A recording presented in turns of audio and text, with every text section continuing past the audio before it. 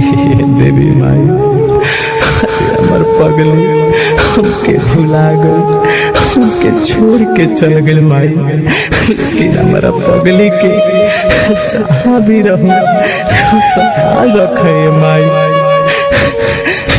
माई अरे बेटा तो बस ये मांगता माई। दादा दीदी माई हमारा पगली के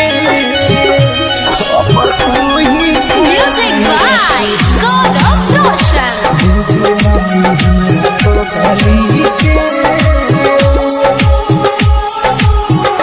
देवी माई हमारा पगली के तू ही ख्याल रखी हो। देवी माई हमारा पगली के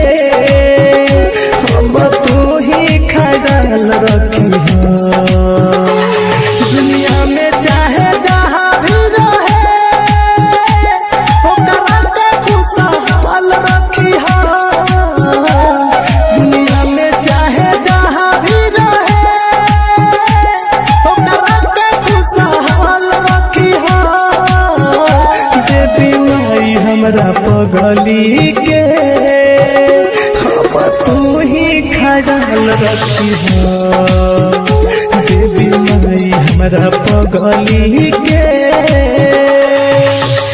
भाई अरे हमारा पगली के तू ही ख्याल रखिए माई। माई देवी माई हमारा पगली जैसे बदरी के धूप वैसे पगली के रूप केहू समझे न माई हमारा दिलवा के दुख।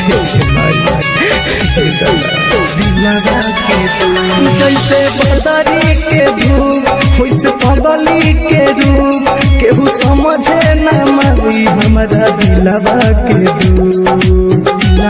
हमरा के भले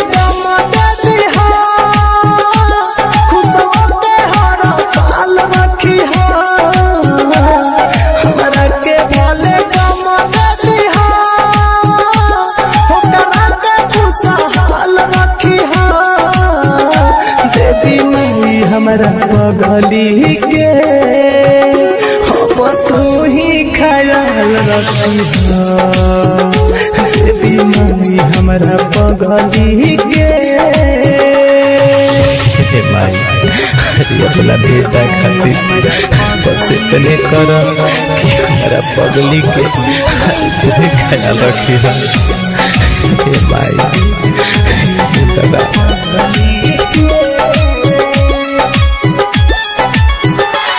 पीरा तो हम दिन रोज दिन गिन गिन कैसे मेला घूमे आई पर कसम करा दे।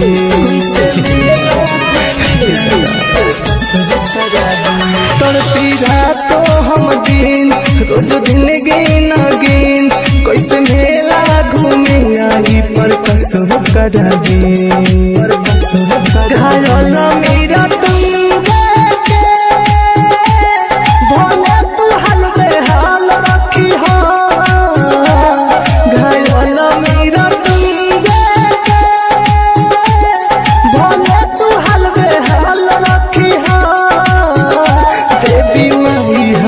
पगली के तू ही ख्याल रखी हो। देवी माई हमारा पगली के। Bombay digital recording studio Chhapra. अरे पूरा इंडिया हिली बाबू, खाली तू देखत जा।